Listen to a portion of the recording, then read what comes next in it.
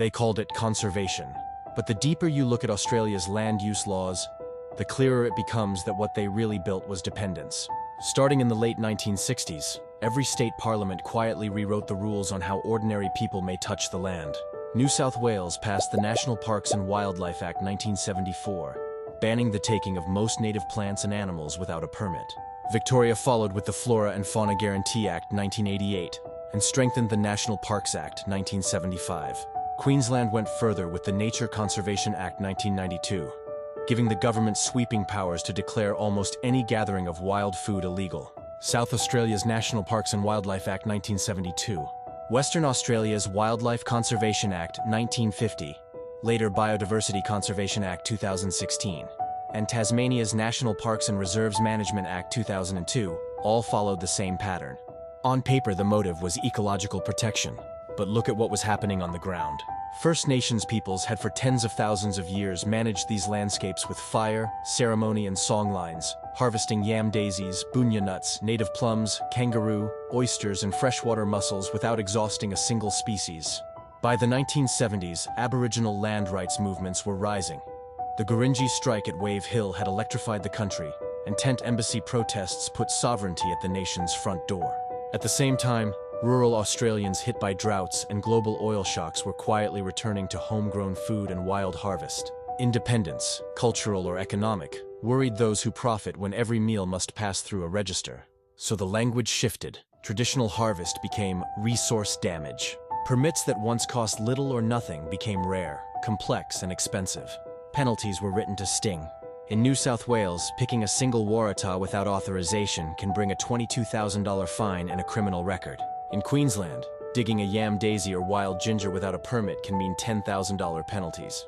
In Tasmania, net fishing or collecting wild oysters without the right license is a criminal offense. Boats and vehicles can be seized on the spot. In Western Australia, even collecting native seed for revegetation without a flora license carries fines up to $10,000. Meanwhile, the doors stayed wide open for activities that fill government and corporate coffers.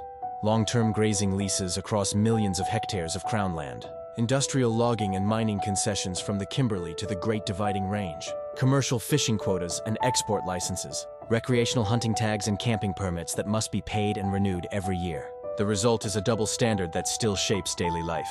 You can buy a national park pass to walk beside a creek, but face prosecution for harvesting the warrigal greens or bushmint growing on its banks.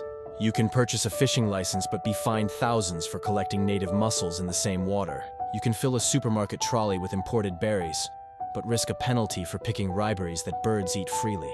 This isn't only about First Nations rights, though it strikes hardest there, criminalizing practices central to cultural survival. It also walls off the old Italian and Greek foragers who once gathered wild fennel and mushrooms, and today's permaculture collectives trying to keep food local and resilient. The free larder of the bush has been fenced, ticketed, and monetized. Call it conservation if you like. But a system that will fine a grandmother for collecting wild fennel while approving billion-dollar coal and gas projects is not defending biodiversity so much as defending revenue. Because a people who cannot freely feed themselves are easier to tax, easier to steer, and easier to sell back their own birthright, one plastic-wrapped punnet at a time. The bush has not forgotten how to feed us. The question is whether we will keep accepting laws that say we cannot touch it. Every time you swipe a card for permission to do what your ancestors once did for free, you are paying rent on freedom itself. The next chapter of Australian food security and sovereignty will be written not just in supermarkets or parliaments, but in whether communities reclaim the right to gather, grow, and share without asking Canberra or a multinational for leave. The land still wants to feed you. Will we keep letting a permit decide?